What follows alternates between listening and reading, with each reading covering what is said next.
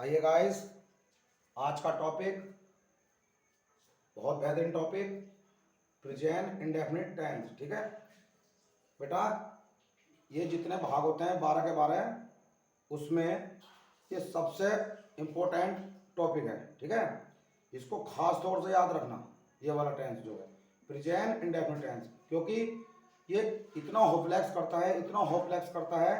इसके positive sentence ये 70% इसमें से पेपर में आता है, एग्जाम में से। ठीक है, तो इसे सबसे ज़्यादा याद करना है इसको आपको।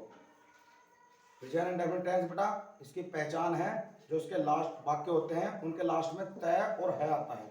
ठीक है, तय और है आता है, ये ध्यान में रखना है आपको।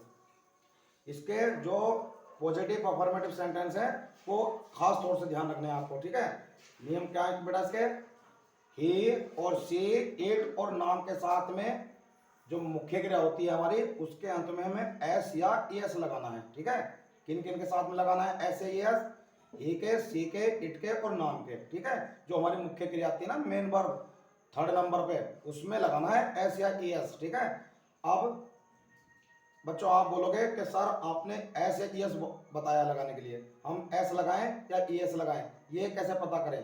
तो बेटा ये लिख रहा है इसमें, अगर S double S O X C H S H E S, ठीक है, अगर ये शब्द मुख्य क्रिया के अंत में इन 6 अक्षरों में से कोई सा भी आता है तो हमें ई एस लगाना है वाला। ठीक है, नहीं, ये 6 अक्षर ध्यान रखने हैं, S double S O X C H S H.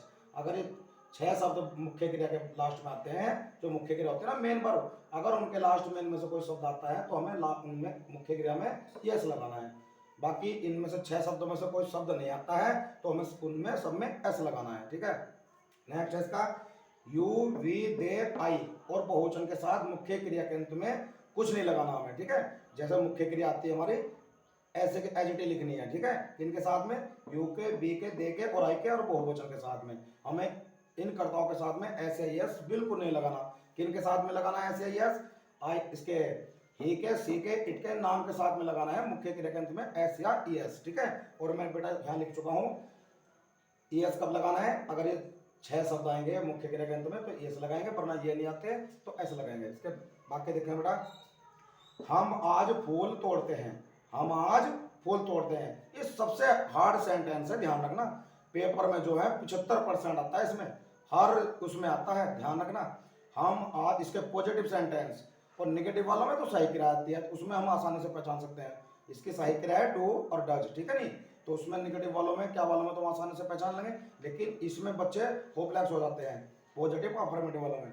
हम आज बहुत सॉरी हम आज फूल तोड़ते हैं। ठीक है, तो सबसे पहले हम क्या आएगी बेटा इसमें बी, इसमें 3-4 स्टेप रखने हैं याद, अगर 4 याद ना रखो तो 3 तो रखने रखने हैं। ठीक है, सबसे पहले सब्जेक्ट लिखेंगे, उसके बाद बेटा ध्यान में रखना है कि दूसरे नंबर पर सहायक क्रिया आती है, दूसरे नंबर पर सहायक क्रिया आती है, लेकिन ये जो प्रेजेंट इंडेफिनिट टेंस है इसके पॉजिटिव वालों में सहायक क्रिया इसमें आती नहीं है, ये दिमाग में आपको रखना है। पॉजिटिव वालों में नहीं आती और नेगेटिव वालों में आ जाएगी। ठीक है, तो सबसे पहले हम लिखेंगे बी, उसके बाद इसमें सहायक क्रिया नहीं आती बेटा, गिनेंगे उसको भी, दूसरे नंबर पे गिनेंगे उसको भी, लेकिन आती नहीं है। ठीक है, और तीसरे नंबर पे आएगी मुख्य क्रिया, तोड़ने की पिलर। ठीक है, तो बेटा ध्यान दो, ये बी आ रहा है तो इसमें मुख्य क्रिया में हमें ऐसे ही एस लगाना है। कब? जब ये सी इट नाम ये सब्जेक्ट आएंगे तब लगाना है, और ये आएंगे यू वी दे तो बी आ रहा है बेटा यहाँ, तो हमें मुख्य क्रिया में ऐसे यस नहीं लगाना, जैसे है बेटा ऐसे ही लिखना है। तो तोड़ने की आएगी प्लग, फूल की आएगी फ्लावर्स और आज की आएगी टुडे। ठीक है, वह आज मुझे गाली देती है, वह आज मुझे गाली देती है, तो सबसे पहले सब्जेक्ट आएगा इसमें सी। ठीक है बेटा, पहले नंबर पे, और दूसरे नंबर पे जो आती है सहायक क्रिया आती है, लेकिन आपको याद रखना है जो उसके प्रेजेंट इंडेफिनिट के पॉजिटिव वाले वाक्य हैं उसमें सहायक क्रिया हम नहीं लगाते हैं।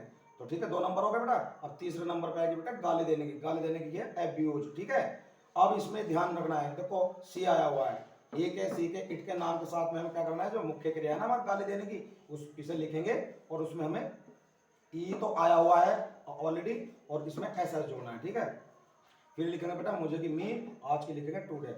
यह लड़का आज कपड़े धोता है, यह लड़का आज कपड़े धोता है, तो इसमें बेटा क्या है सब्जेक्ट यह लड़का, क्योंकि यह के साथ में जुड़ा हुआ है लड़का, इसलिए बहुत से बच्चे यह के लिख देते हैं, लेकिन बेटा कंप्लीट बोल रहा है यह लड़का, तो यह लड़के को बोलते हैं दिस बॉय। ठीक है, दिस बॉय बेटा एक नाम है, सिंगल है ये, तो इसलिए इसमें सहायक क्रिया तो आती नहीं है दूसरे नंबर पे, तो अब धोने की लिखेंगे मुख्य क्रिया।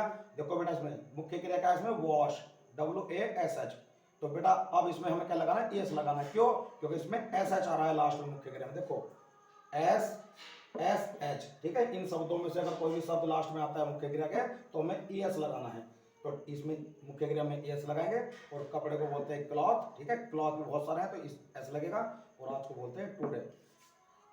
एक सेंटेंस टेंस ये है और एक टेंस पास्ट इंडेफिनिट है, ठीक है। पास्ट इंडेफिनिट टेंस भी बहुत इंपॉर्टेंट है क्योंकि उसमें जो है रीडर को होता है ना क्वेश्चन आंसर, तो वो पास्ट इंडेफिनिट में याद है क्वेश्चन आंसर आते हैं। पास्ट इंडेफिनिट भी बहुत जरूरी याद करना। तो ये दो टेंस तो आपको जरूर पक्के करने हैं, एक प्रेजेंट इंडेफिनिट और एक पास्ट इंडेफिनिट। ये 75% 90% पेपर में जो है इन टेंस में से आता है, ठीक है। इसको खास तौर से याद रखना। Thank you.